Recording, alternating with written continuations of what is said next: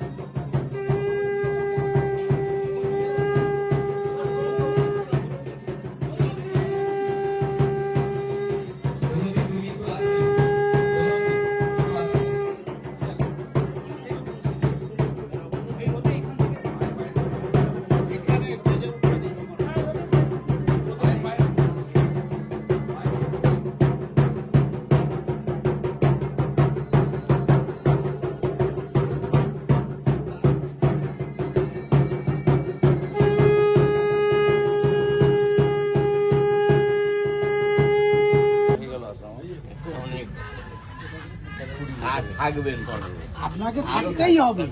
আছি তো আত্মীয়র মতো হয়ে গেছে ভাই, আমাদের শান্তিতে রেখেছি।